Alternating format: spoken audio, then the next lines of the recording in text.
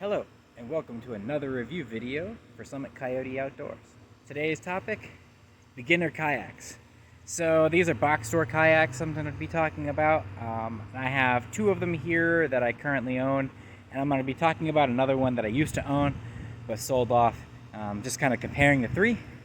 So you got this orange one in the front here. This is a Lifetime Charger 10, it's 10 feet. And the blue one is a Pelican Phaser 100, another 10-foot box store kayak.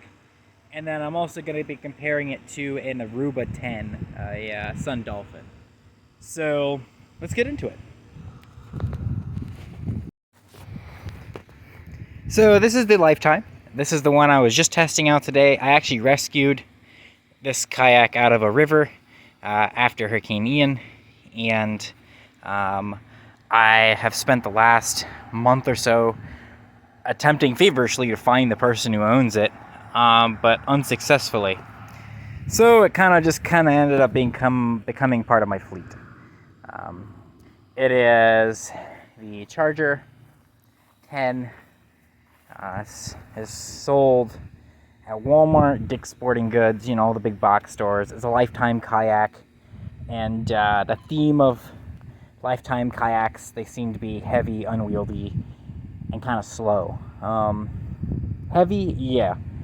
Slow, I mean, for a 10-foot box store kayak, it's not that slow. I would say it's slower than that Phaser 100, but if you look at the dimensions of them, you'll see that the Phaser is a little bit narrower. But it's not a super slow kayak. Once you get it going downstream, it actually performs fairly well, and I don't have too much of an issue. It tracks about standard for a box store kayak, which means not that great, but it will get you on the water. So overall, it's not a bad decision. It's tough, so it is heavy. It's 53 pounds, which for that is kind of heavy. I won't lie. So that Phaser right there is only 38 pounds. Significantly lighter, faster. I think it handles just a tad better. They're about the same price, I believe. The Phaser might be slightly more expensive, but only by a tiny bit, if so. Whereas this one, I believe, is $388 at Walmart right now. And I think that one was like $350 or so. Both of them usually come with a paddle. The paddle that comes with them is garbage. Don't bother. Just buy yourself a better paddle.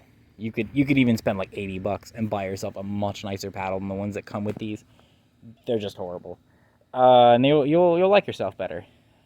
Just for shits and giggles, earlier today I went and tried them out, and I picked my worst paddle that I have to go do it. Because I found this in the middle of a river, and it was swamped and, you know, half underwater, and it took me quite a lot of effort to put it, or to get it out of the river. I wanted to make sure it was still watertight and everything was good. It wasn't cracked anywhere that I couldn't see. And it handled fine. Took it out to Arbuckle Creek today, and from what I could tell, it's not too bad. My gripes with this kayak are that all of the weight, most of the 53 pounds, is rear of the seat. It's all there. It's very light up here. It's not that heavy, but like back here, it is super heavy, which makes it really awkward to lift. If you're gonna car top this, you have to almost pick it up back here, but there's nowhere to grab it. So the Aruba, which is very similar to this kayak but a lot lighter, it's a Sun Dolphin. It handles worse. I mean, it tracks like garbage, but you know, it was still a decent kayak. Had very similar shape to it. The difference is the hull shape, which I will show you in a little bit, but it was significantly lighter as well, and it had a raised edge right here, like significantly raised, so that if I had to lift it, I could grab onto it back here. There's nowhere to grab this thing. It's got handles. They're they're not placed in a place where you can use it to lift it up onto like a car top, for instance. And speaking of the hull design, I'm gonna flip it over and show you. So it's got some pretty significant and deep grooves going back here, and this big freaking bulbous thing back here. That's pretty tall. From the side, you can kind of see it. And this is actually a pretty stable kayak. I'm kind of shocked because it kind of has an overall shape very similar to the Aruba, which was not stable at all. This is significantly more stable, but significantly heavier. That does seem to be a theme with Lifetime kayaks. They tend to be very stable, you know, decent kayaks. They're heavy duty. They're thicker plastic than either the Phaser or the Aruba. But man, are they just heavy, and they kind of handle a little bit like a barge. This one's not too bad because it's not a, you know, real bad sit on top or anything. The seat on it obviously doesn't have a pad or anything, whereas this comes with some cushion, you know, and an adjustable. The adjustable backrest is on the on both of them, but I like how Lifetime did theirs because it's got this. So you can see it pops in and it snaps on like that, and then this kind of has a lock here. And I like the way they did that, even though it doesn't have a bottom part of the seat, which you can get pads, you know, stadium seat, whatever. Because I've had these pop out, these rivets pop out on this several times, and they're just not that good. And the same thing here, these are bolted in, riveted in, and you can't remove this easily. And so it gets yanked and pulled and all that stuff all the time, basically. But what I just don't like, and I cannot get over the fact, is that this, 53 pounds. This is my Crescent CK1. It's 60 pounds without the seat on it, and you can take the seat off really easy. I don't transport it with a seat on it, obviously. It's 60 pounds. So it's only a few pounds heavier, but it's got, and this is what I was telling you, it's got a handle here, it's got a handle here. You can grab onto all this bungee, and it's sturdy.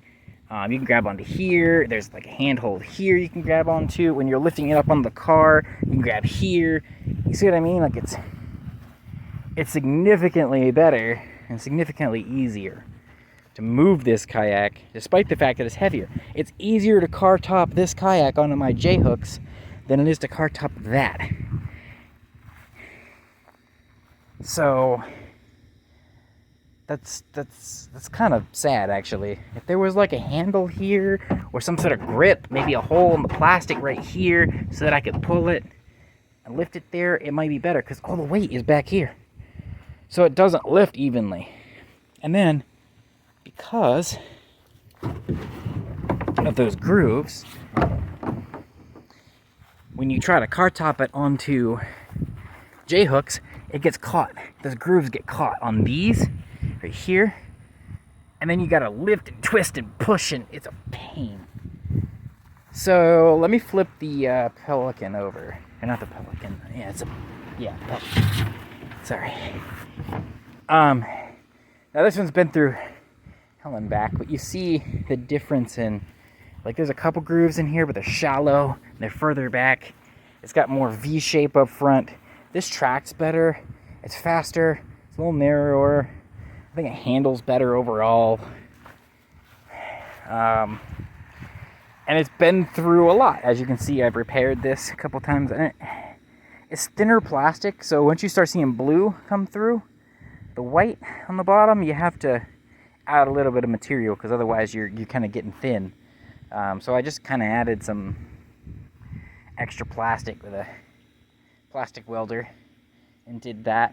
This kayak has actually flown off of the top of my car. I had a pair of Amazon universal roof racks, the crossbars specifically, and they actually ripped. They bent and actually ripped off the car. So my kayak was strapped down, but it was strapped to the racks. And then the racks, actually, the whole crossbar came off. And then I bought these Yakima crossbars instead. So yeah, that went flying at 60 miles an hour off of the top of my car on Highway 27. And got dinged up, scratched up, whatever, but it did not crack. So I will give them that for durability. It did not break. It just scratched it up a little bit. Whereas this one, again, I found it. I don't really know too much about its history, but it doesn't look like it's that old. It looks like it may have been used a few times. And that's pretty much it. A lot of the scratches you see are probably from when it was in the river after the hurricane. I haven't even washed it. And so the Aruba and this one have a paddle holder. That one, Phaser doesn't, but I mean, you don't really need it. It's kind of one of those silly gimmicky things. I've never used my paddle holder. The only boat that I ever use my paddle holder on is here, and that's because I use it for like jumping off of in like the Gulf, and I don't want my paddle going flying. But outside of that, I never use my paddle holders. And then if you notice, the way this handles, so I didn't get to test it in any sort of choppy water, but this is going to push water to the sides, whereas that one's going to push water underneath it, so you get a lot more bounce with choppy water. Neither one of these has a bulkhead of any kind, although this one was full of water, and while it was a pain to get out, it was still technically floating. I don't know if it was floating because of the water current keeping it there, but it was technically still floating, whereas I don't know if this one would. Both of them have those foam blocks in there. The foam in there, in the Lifetime, seems just a little bit more dense and a little bit thicker and a little bit nicer. Whereas this is, the Pelican is like, it's just straight up packing styrofoam. Not much to write about there. So you got a build quality difference, I think, but it's not significant. Both of them have their place. Neither one of them should be going on open water. Neither one of them should be going anywhere where you can't swim to shore. And although I have taken the Pelican out places where I now take those two boats out instead. So I'm thinking, I actually have two of these Pelicans, and I'm probably going to sell one of them, and then I'm probably going to sell the Charger. Because somebody could still get use out of these. Somebody who's just starting in kayaking, doesn't want to spend a fortune, should look into these boats. They're not bad. And if you have a truck, the issue with the weight and going in the back, like if you're just going to haul it in a pickup truck, it's no biggie. It really isn't that big of a deal. It's just a pain when you're car topping it because you have to lift it. So one of the key differences that I totally forgot, and I'm going to interject it here, editing me, post this somewhere in the video, is that if you look in there, there's adjustable footrests.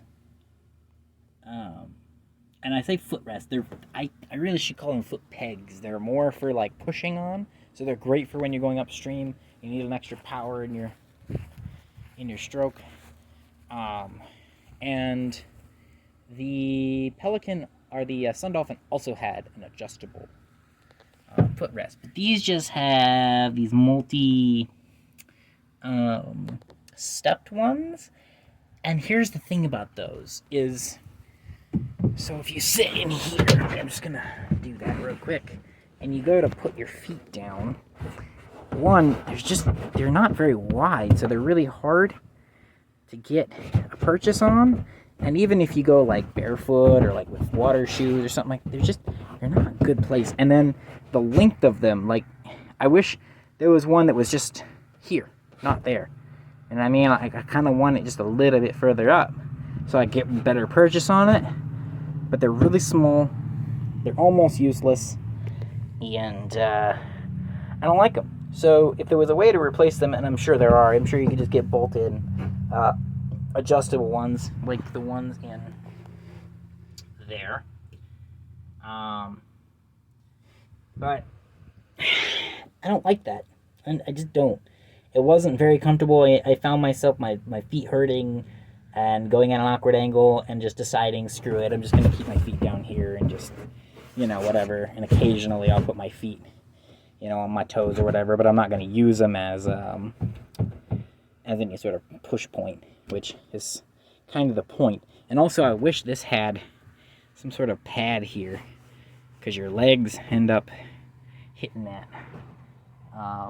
That one came with them, and as you can see, I've lost one of them over the years. But yeah, they came with those calf guards, and so did the Sun Dolphin. This one did not.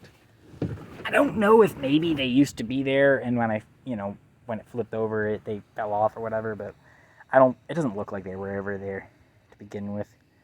So just another thought on that particular kayak.